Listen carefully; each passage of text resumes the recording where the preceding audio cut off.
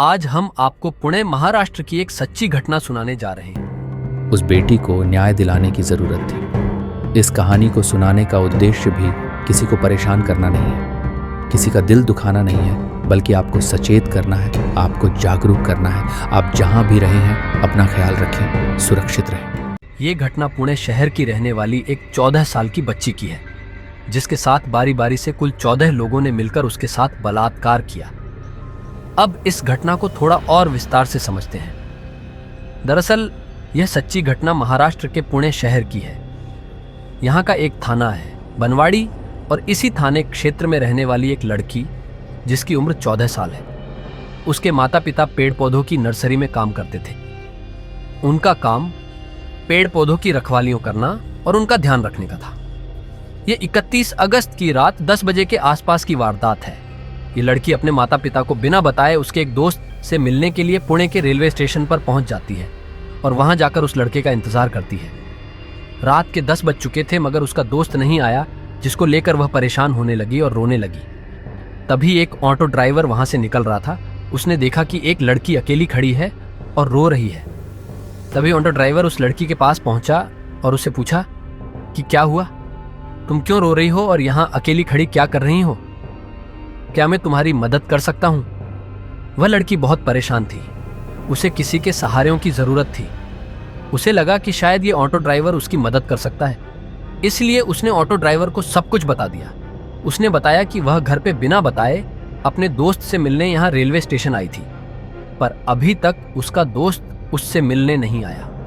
इतना सुनने के बाद वह ऑटो ड्राइवर वहां से चला जाता है और करीब 10 मिनट के बाद फिर वापस उस लड़की के पास लौट कर आता है और लड़की को कहता है कि जिसका तुम इंतजार कर रही हो वह रेलवे स्टेशन के बाहर खड़ा है और वो यहाँ आना नहीं चाहता। वो शर्मिंदा है अपने के पर जो लेट हो गया है, इसलिए मेरे साथ चलो और मैं तुम्हें उससे मिला दूंगा। लड़की काफी देर से रो रही थी, इसलिए उसको प्यास लग रही थी और आसपास पानी की कोई व्यवस्था नहीं थी। लड़की ने ऑटो ड्राइवर से कहा कि मुझे बहुत प्यास लगी है और मेरे पास पानी नहीं है।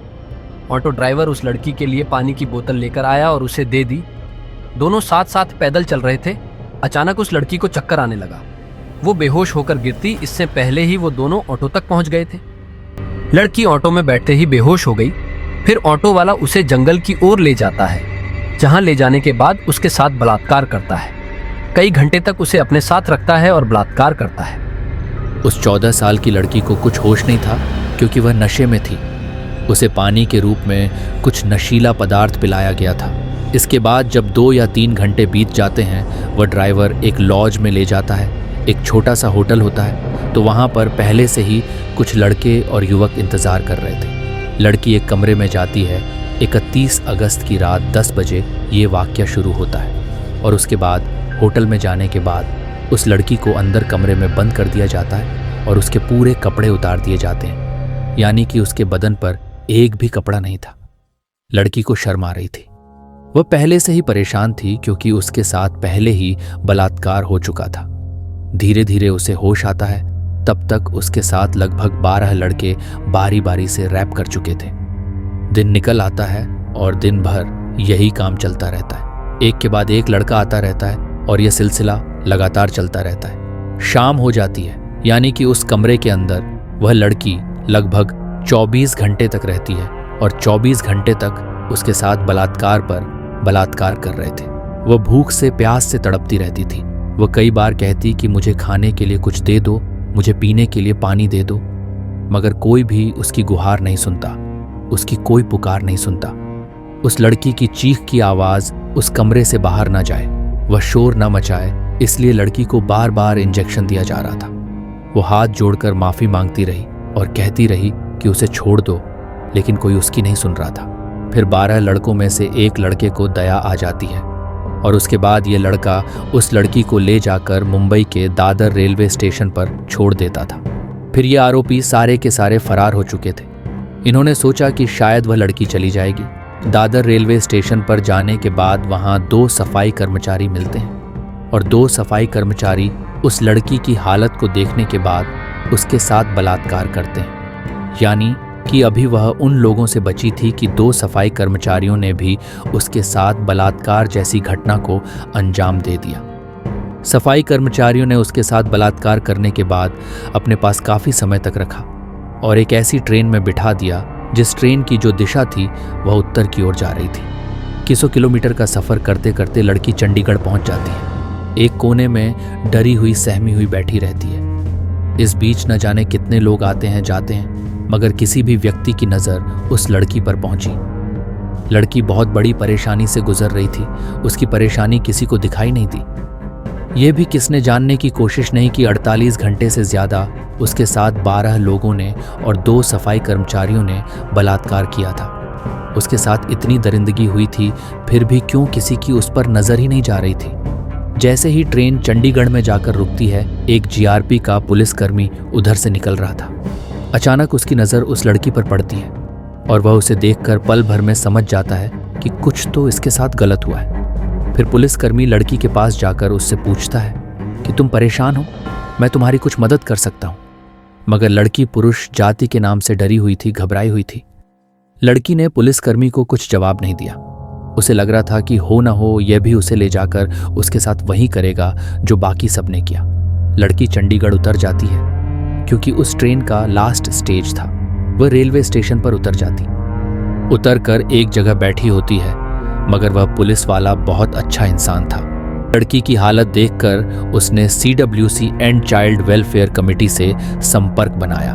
वहां की एक महिला अधिकारी तत्काल मौके पर पहुंची और उस लड़की को खाना खिलाया, उसे अपने पास बिठाया और घंटों तक उसको दुलारती रही, पुचकारती रही। एक माँ की भूमिका में उस महिला अधिकारी ने उसका कुछ ही घंटों में दिल जीत लिया।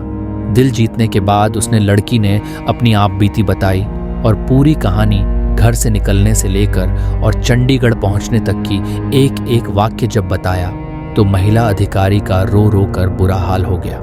और साथ ही जो अधिकारी, जो पुलिस वाला था, वह भी उस लड़की की कहानी सुनकर रोने लगा। रोते रोते उसका भी बुरा हाल हो गया था। इतनी भयानक वारदात अगर होती है तो शायद आंसुओं के अलावा और कुछ नहीं निकलेगा तो उन दरिंदों के लिए बद्दुआएं या फिर कानून से सख्त कार्रवाई की मांग की गुहार निकलेंगी। उधर लड़की के माँ बाप लड़की को घर नहीं देखा तो बहुत परेशान होने लगे।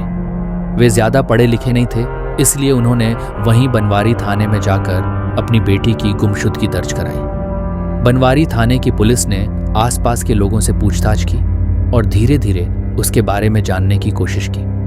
आसपास के सारे CCTV कैमरे थे, सब छान मारा, मगर उस लड़की के बारे में कुछ पता ही नहीं चल रहा था। फिर जैसे ही चंडीगढ़ की पुलिस ने बनवारी थाना पुलिस से कांटेक्ट किया और लड़की के बारे में बताया, तो उसके बाद यहाँ से उस लड़की को हवाई जहाज़ के माध्यम से मुंबई लाया जाता है और मुंबई जाने के बाद उसको हॉस्पिटल में एडमिट कराया जाता है। जितना भी स्टाफ है, टोटल के टोटल महिला स्टाफ ही उस लड़की के इलाज में, उसकी खिदमत में, उसकी हर ज़रूरत को पूरा करने में लगा हुआ है, क्योंकि वह लड़की पुरुष जाति नाम से डरी हुई थी, घबराई हुई थी। इसके बाद पुलिस ने मामले की जांच पड़ताल शुरू की। 100 से ज़्यादा CCTV कैमरे को खंगाला गया और खंगालते खंगालते आखिरकार पुणे के रेलवे स्टेशन पर एक ऑटो जाता हुआ मिला। उसमें वह लड़की थी और उसी वोटों का नंबर उस CCTV में कैद हो जाता है। पुलिस ने दूसरे आरोपियों को भी गिरफ्तार किया, उनको पकड़ा और एक एक करके जितने भी लोग थे, यानी कि 12 के 12 लोगों को पकड़ा। उसके बाद इस लड़की ने जो बताया था, अपना बयान दिया था, दादर रेलवे स्टेशन के दोनों सफाई कर्मचारियों को भी पकड़ लिया गया। फिलहाल पुलिस ने अभी तक इस मामले में 16 आरोपियों की गिरफ्तारी की है। मैं सैल्यूट करता हूँ उस पुलिस को जो GRP पुलिस का सिपाही था और उस सर्विस महिला को जिसने इस लड़की का दिल जीता और जिसने उन लोगों को हॉस्पिटल तक पहुँचाया। और मैं सैल्यूट करता हूँ उस पुलिस को इस मामले को 5-6 दिन में खोलकर सबके सामने रख दिया। इस खबर